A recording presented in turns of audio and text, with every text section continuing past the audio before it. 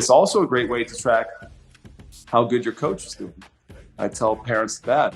On the one hand, you don't want to judge your coach solely based on your kid's UTR improvement. Like, oh, you're not a good coach. My kid's UTR went down or didn't go up fast enough. But at the same time, if your coach is doing a good job and doing everything he or she is supposed to be doing, you should see a rising trend in the UTR, and that tells you that you're on track eventually, maybe to get into those onto a college team. And sometimes coaches will tell parents, oh, don't worry, it's a marathon, it's not a sprint. You hear that a lot from coaches, and that's true, right? It's true, but it's also kind of a way that coaches escape responsibility to do their job. Sometimes it can be a deceptive practice that coaches do. They say, oh, don't worry, you haven't had a good year, but just wait till you're 16 or 18, and that can be a problem. I think parents should be wary. That's kind of a red flag for me. On the one hand, yes, it is long-term development, but at the same time, there should be steady incremental improvement that you see, and that's how you measure the strength of a coach. The value. Well, I want to dig into that a little more, because that's a pretty chock full statement that you just really made. Oh, I say it all the time. Yeah, to me, it's obvious. To me, it's obvious. Well, right. And we do talk about junior tennis development as a long-term process. It is. And I push that notion, obviously, because I think it's true. I happen to have a kid who was a late bloomer physically and emotionally. And when he hit hard and started beating all the kids that he had lost to, in the younger age groups. But that's not, you're saying some coaches are using that kind of as my kid's losing every week. Oh, well, don't worry. They're going to get better eventually. Not saying, well, I suck as a coach and I have no idea what I'm doing to help your kid get better. Yeah, it can be a deliberate deceptive practice. That's very, that's kind of a negative way to look at it. But the coaches themselves may believe, because we hear that in industry a lot, the coaches themselves may truly believe that it's a long-term process and that the kid eventually will get better. I guess it derives from the idea that I think the best coaches get kids better faster and lesser coaches get kids better slower. So I think why is that? What's that? Why? Because they're better. They have a better. What's the difference? Methodology. Well, I think the rate that you can get a kid better is a measure of your ability as a coach. Parents like. Wait. I need to digest that a second. The rate at which you get a kid better is a measurement of your ability as a coach. Yes, it's a metric. Yes. So if you have a good coach and he's able to get a kid to. We can use UTR if you'd like. If he's able to get a kid to a 10 UTR, let's say from 12 to 60 and it takes him 4 years. Okay, that's good. But if another coach in the area can get the same kid to 10 UTR by 15 or 14, I think the other coach is better. So that's what I mean by a metric. So it's not necessarily that they both reach 10 UTR. Both kids reach 10 UTR. But I think the best coach, the better coaches in the world are more efficient, so they can get a kid better. They have a way to unlock the talent. They extract the greatness faster than coaches who have less ability, less experience, less knowledge, because those coaches are usually making mistakes along the way. They're doing things that are not efficient. Maybe the drills that they're using or the guidance on tournaments or whatever, their whole package, whatever they're doing the guidance that they're giving is not as efficient as the ones who are the best. So that's kind of where that I feel like we're opening Pandora's box here, and I'm going to get a flood of calls and emails questioning. Is that a controversial thing to say?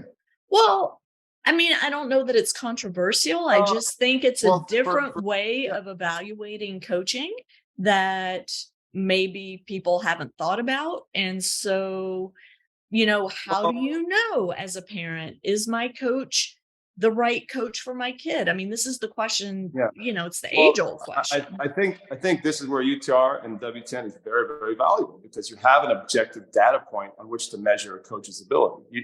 It's in the back. It doesn't have to be front and center. Like, we're going to do everything just for the number. But in the Mhm. back, but parents should definitely use that data point. It's an objective way to measure coaches. It's a measure the ability of a coach. And as you divide it But by not time, the only measure, right? I mean, here's the no, thing, because no. and this is what I want to be very careful about, Chris, is we tend to glom on to one metric as the end all be all, and we got to get away from that mindset.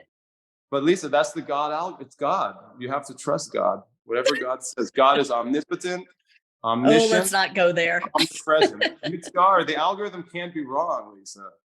It's an algorithm. Come on. Nobody's saying that it's wrong, but that it's only one piece of the puzzle. And I go back to the statement I made earlier, which is the good college coaches don't use only one metric when making a decision about whether or not to recruit a player. They're Right. looking at the whole package. And I think when we're looking at evaluating our child's junior coach, we don't want to just base that on one metric. For sure. I mean, of course you're right. But you were saying it's so confusing for parents. So like what can they use that gives you an instant like objective judgment of Yeah. and that is a very useful tool because every Yeah. coach says they're great. You see it, meet this coach, meet that. They're all gonna sell you the moon. They're gonna tell you, don't worry, when your kid's gonna be, I'm gonna have them ready for D1, they're gonna be a 13 UTR, don't you know and parents have to do the due diligence, because Right. and there are other subjective ways to judge a coach. I mean, you can look at their background, you can get references. References is a very good way to find out who the coach worked with. Yeah. Talk to other parents who have worked with the coach for years. Coach should be able to. So but that's a great way Yeah. to research the coach because that will give you another honest assessment. I agree with that, but with a caveat that a coach that works well with one kid may not work well with another. And I've said this over and over again, even within the same family, a coach that works well with one sibling may not be the right coach for another sibling. There could be personality differences. There just could be differences in the way the child learns that the coach hasn't been able to pick up on. So yes, again, these are all tools, but there's not one end all be all to determine how great a coach is for your particular child, just as there's not one end all be all to determine if a player is the best fit for a particular college. And I just, I want everybody to understand that as great as these tools are, and as much as they're getting better, the more data they can pull in, they're still not, it's not the one thing that makes the difference. There's still so many factors to consider. For sure. And there's a relationship there, a really important relationship there. That the bond between the coach and the student is really important. But again, I think it's dangerous if you're a parent. Let's say you have a really nice guy, your kid loves it, the rapport is great. And you've been two years with that guy and your UTR has only gone up a little bit. But the guy keeps saying, don't worry, it's going to come together. I mean, that's a dangerous place to be as a parent and a family, I think, developmentally. And it's going to take a lot of trust for that thing to turn around. And I think it usually turns south more than it goes the other way. That's just maybe I'm a pessimist, but I've had too many kids come to train with me that I've heard that story from parents. They said, "Oh, my coach said, we're doing great." And I look at them technically and they're a mess technically, especially in the younger years. I see a lot of kids with technical issues and then they come to me by 12 or 13 and they're a mess. And I'm looking at the parents and I'm saying, you realize you just lost like a couple of years. So you wasted a couple of years because now we're going to have to go back and clean everything up to get your kid on track to play college.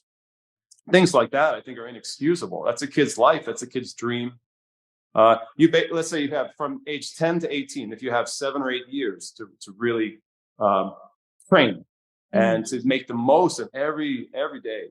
If you hook up with a coach who's selling you who's blowing a lot of smoke, that can kill a dream really fast. You have to be really careful as a parent in those situations. Yeah, I mean, if the coach has a great track record, has references, experience, and he's telling you, look, just be patient, it's going to happen, then that's one thing. But It's a very, Yeah. I think it's a dangerous place. That's your kid. I have 4 kids, and if my kid's struggling and if they're not seeing improvement, that's not a good place to be in, and it's a tricky business as a parent. You have to. It's going to be a tough call for the parent, whether to cut that tie and move on, or to trust the coach. It's a tough decision.